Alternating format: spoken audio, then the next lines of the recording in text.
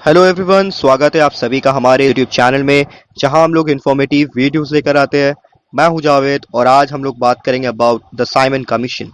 या दोस्तों, Simon commission basically 1927 में इंग्लैंड से एक कमीशन आती है हिंदुस्तान में दौरा करने के लिए। Montagu Chelmsford reform act fail हो जाती है to satisfy the national aspirants. Particularly ये इस कमीशन को भेजा जाता है to look after the administrative system of India. Well, तो यहाँ पर बेसिकली साइमन कमीशन के हम लोग एक बैकग्राउंड के बारे में जानेंगे। उसके बाद फिर पर्टिकुलरली क्यों आई थी ये अराइव, क्यों particularly coming of the Simon commission Hindustan में क्यों हुआ, एंड देन फाइनली जानेंगे इसके कॉन्सिक्वेंसेस क्या हुए। Right, so have we start this video. पहले मैं एक छोटा सा बैकग्राउंड बता देता हूं दोस्तों। अभी 1927 से पहले यहाँ पर हिंदुस्तान में ऑलरेडी एक एक वॉल्केनिक इरप्शन सिचुएशन चल रहा था। फॉर एग्जांपल, बहुत सारे रेवोल्यूशनरी एक्टिविटीज हो रहे थे बिकॉज यहाँ पर कम्युनिज्म और लेफ्ट विंग पॉलिटिक्स भी उभर कर सामने आ गए थे इंडियन पॉलिटिकल सिनेरियो में। along with that, Gandhi ji एक बड़े one of the biggest political figure बनकर सामने आए थे इंडियन पॉलिटिकल सिनेरियो में। एंड नॉट ओनली दैट, बहुत सारे जो रिवोल्यूशंस हुए थे। फॉर एग्जांपल, इंटरनेशनल पॉलिटिक्स में रशियन रेवोल्यूशन हुआ था, बोल्शेविक रेवोल्यूशन के नाम से भी जानते हैं, उसका भी इन्फ्लुएंस हिंदुस्तान में देखा गया था। और यहाँ पर left wing party, worker and peasants, इनके अंदर नेशनलिज्म अवेकन हो गया था बहुत ज्यादा। Besides, post world war one scenario में मुल्क already economic depression and then finally कहा जा सकता है कि बहुत सारे नेशनल डिजास्टर्स, फेमाइन, ड्रॉट्स झेल रही थी। ब्रिटिश अपने ऑपरेसिव एंड सप्रेसिव पॉलिसीज को लागू जाहिर उन्होंने रखा था। पोस्ट वर्ल्ड वॉर सिनेरियो में मॉन्टेक चेल्सम रिफॉर्म एक्ट, रॉलेट एक्ट जिसको हम लोग ब्लैक एक्ट के नाम से जानते हैं, जलाबाग मैसेकर, नॉन कोऑपरेशन मूवमेंट जैसे movements and repressive suppressive policies by the British at the same time, ये सब चीजें ऑनगोइंग सिचुएशन थी जो मुल्क के एडमिनिस्ट्रेटिव सिस्टम को बिगाड़ रही थी और ब्रिटिश इंपीरियलिज्म पर्टिकुलरली कमजोर हो रही थी। बिकॉज इन शॉर्ट अगर कहा जाए तो नेशनलिज्म अपनी रफ्तार पकड़ रहा था इंडियन पॉलिटिक्स में। राइट, सो यहाँ इंडियन फ्रीडम स्ट्रगल में coming of the Simon commission, उस चीज के बारे में 1927 में ये कमीशन विजिट करती है।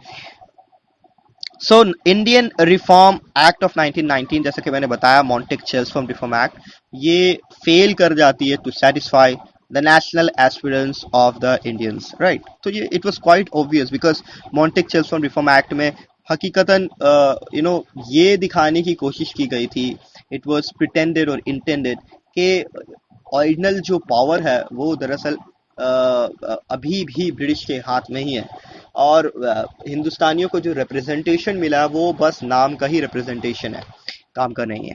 1927 में ब्रिटिश गवर्नमेंट अल्टीमेटली डिसाइड करती है एक कमीशन को सेंड करने के बारे में, right, to India.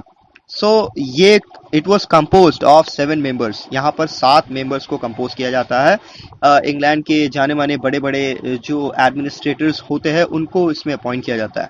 Sir John Simon, right, जो कि एक रिनाउंड लॉयर होते हैं and a member of the British parliament of the liberal party, इनको इसका मेन हेड बनाया जाता है इस कमीशन को लीड करने के लिए। इस कमीशन को हम लोग कहते हैं Simon commission, but it was an all white commission and there was not a single Indian member in the commission. एक बात समझ में आ जाती है यहाँ पर कि जिस मोटिव के साथ साइमन कमीशन को भेजा जाता है, यहाँ पर किसी भी हिंदुस्तानियों का किसी भी हिंदुस्तानी का इसको इंक्लूड नहीं किया जाता है, जिसकी वजह से हिंदुस्तानियों का भी एक antagonise and hostile attitude towards the British देखा जा सकता है।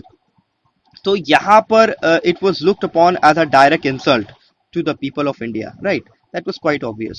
सो यहाँ पर Indian National Congress, Muslim League, Hindu Mahasabha and Liberal Federation, जो कि जनरली मॉडरेट्स थी इन पॉलिटिक्स, प्रोटेस्ट किया करती थी vehemently against it and it was decided to boycott the Simon Commission ultimately. Right, so Indian National Congress चाहे Muslim league कोई भी Indian freedom struggle की कोई भी पॉलिटिकल पार्टी ने इसको खुलकर समर्पण नहीं किया, राइट, सपोर्ट नहीं किया। वेल, तो यहाँ पर एक स्पॉन्टेनियस हड़ताल स्टार्ट हो जाता है थ्रू आउट द कंट्री, है ना। So throughout the country black flag को जो होस्ट मतलब लहराया जाता है वो shown to the commission with the slogan go back Simon. तो ये गो बैक साइमन वाला नारा भी बहुत ज्यादा फेमस होता है। कहा जाता है कि इसी फेमस प्रोटेस्ट मूवमेंट जो चलाई गई थी, रास्ते में लोग बहुत ज्यादा इकट्ठा हो गए थे, एक मास एजिटेशन छिड़ गया था इस बात को लेकर, क्योंकि हिंदुस्तानी ऑलरेडी इस बात को लेकर नाराज थे, क्योंकि हिंदुस्तानियों को प्रॉमिस किया गया था कि like after the end of the first world war वो हिंदुस्तानियों को उनका हक देंगे और स्वराज्य के बारे में थोड़ा सा जो रिप्रेजेंटेशन था, एक जो सेंस था वो भी देंगे। एंड देन कुछ वादे भी किए गए थे पर्टिकुलरली इंडियन मुस्लिम्स को कि उसका अगर सपोर्ट रहा वॉर में तो वो तुर्की के खिलाफ थोड़ा मतलब तुर्की के फेवर में थोड़ा सा सोचेगी, राइट। यही रीजन है कि बाद में तुर्की को ट्रीटी ऑफ वर्साइल्स में और ट्रीटी ऑफ सीवियर्स में उसको उसके टेरिटरी से डिप्राइव कर दिया जाता है एंड पावर एंड प्रेस्टीज जो होती है वहाँ के कैलिफ कमाल पाशा उसको डिथ्रोन किया जाता है।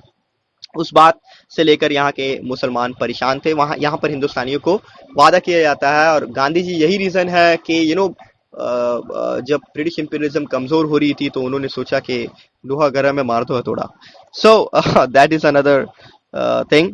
वेल, यहाँ पर मामला होता है कि प्रोटेस्ट मूवमेंट जो चलती है यहाँ पर तो लाठी चार्ज होते हैं एंड एक लीडर थे लाला लाजपत राय, ठीक है, उनको लग जाती है, इसके वजह से वो उनकी डेथ भी हो जाती है at that time. Lala Lajpat Rai के बारे में अगर बात करें तो फेमस कांग्रेस लीडर रहा है and all India trade union Congress इसके प्रेसिडेंट भी रह चुके थे, पहले president I guess.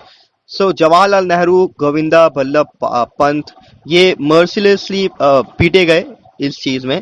Inspired of the opposition, commission carried on it's work and submitted its report इन 1930।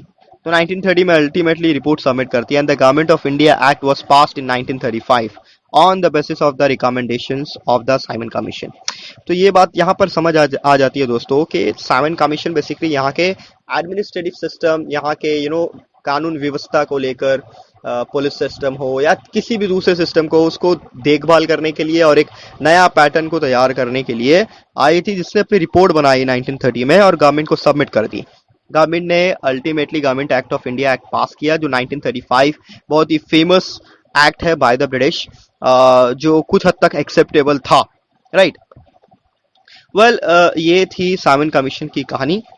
सो कह सकते हैं कि साइमन कमीशन एक ऐसे टाइम में आया जब मुल्क में ऑलरेडी एक वॉल्केनिक सिचुएशन ऑलरेडी चल रही थी एंड टू सम एक्सटेंट कहा जा सकता है इसी साइमन कमीशन की वजह से बाद में लेटर ऑन जो बहुत सारे रिवोल्यूशनरी एक्टिविटीज हो रहे थे।